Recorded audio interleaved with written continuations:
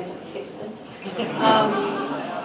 I just want to tell you about a story. It involves an electric tea kettle and some tinkering in a country that's not my own. And actually, I hadn't really thought much of this experience until quite recently when my friend Skylar, who I met while traveling, told me that she mentioned me in her class. And I asked her, why am I coming up in your class? And she's getting her Bachelor of Education. And so I'm just going to read you what she shared with me, because it was super impactful.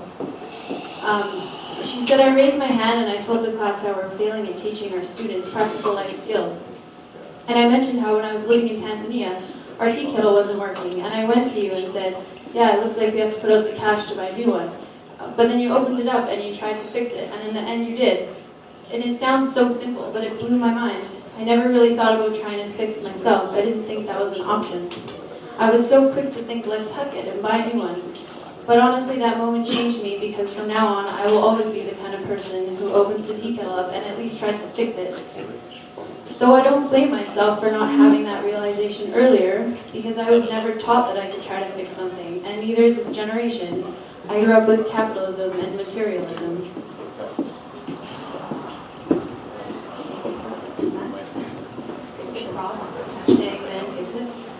So, what specifically wakes us up, I think, is different for all of us. I had no idea that my fixing this kettle would actually have created such a lasting impact, but it's really cool to know that it did, and it inspires me further to keep doing what I do. And it also reminds me that sometimes we think we have no impact, or we might not even be thinking about it in a specific context, but there are endless ripple effects that we can't even begin to comprehend. And I believe that reinforces doing what you love and doing what feels right. So I grew up in the world that she described too, and I think a lot of us did, but it doesn't have to be like that. We can wake up from this, and a lot of us already are. Even more of us never went to sleep. It wasn't too long ago that fixing was normal. Our grandparents grew up with this, and I think it's time to revive it. And luckily, that's happening in many other places.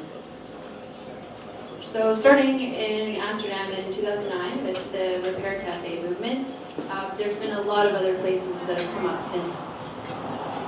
So there are, of course, countless environmental and social justice reasons to fix instead of throw away.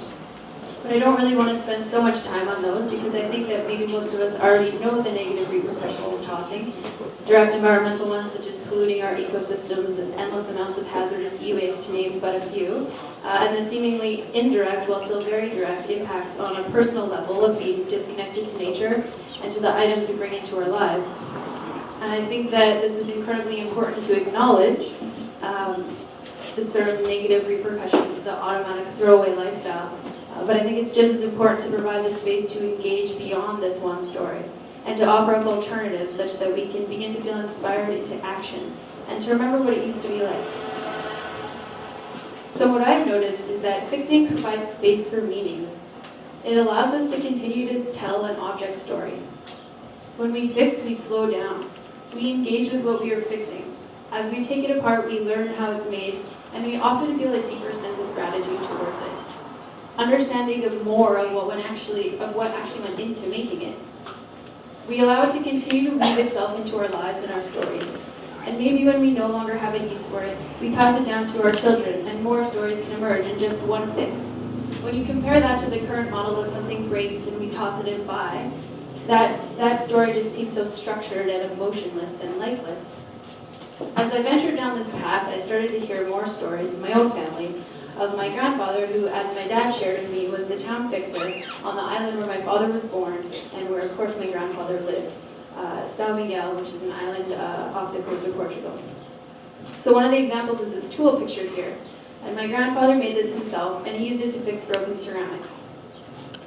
Words cannot really describe the depth of meaning that comes from learning about one's connections to their past. But we are losing these connections at a time when we must be fostering them and providing spaces for them to happen before these skills are lost forever. By fixing, we take back responsibility for items we come into contact with. In today's throwaway culture, being responsible for our stuff is revolutionary. We reclaim independence, our creativity, and our inspiration, and we reduce, if not eliminate, our dependence on a system that currently has no regard for Mother Nature and only for the bottom line. And we wake up to what's going on. I see fixing as a metaphor for the internal fixing that needs to occur on a personal level, such that it can be reflected out into the collective. So with all that in mind, the Vancouver Fix It Collective made intuitive sense to me. We launched in January, and we've had 3 events thus far.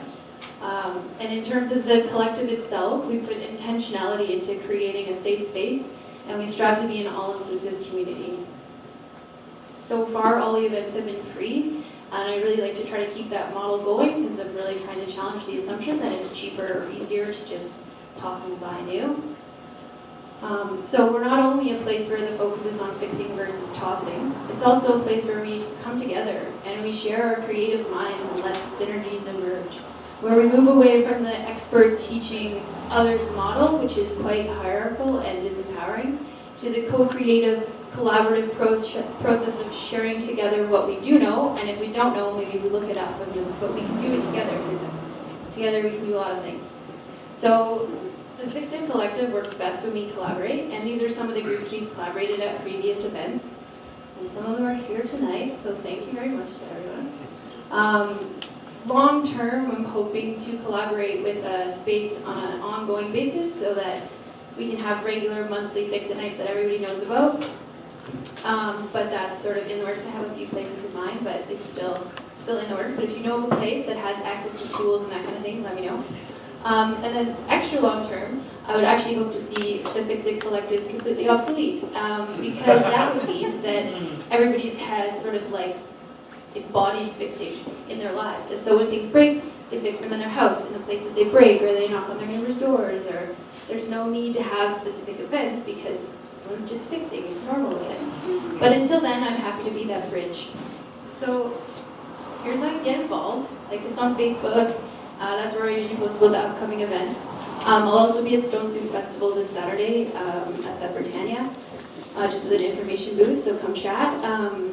And then if you're fixing on your own and you do something awesome, it would be great if you could post it and then hashtag #FanFixIt so that we can all share in your awesome fixingness.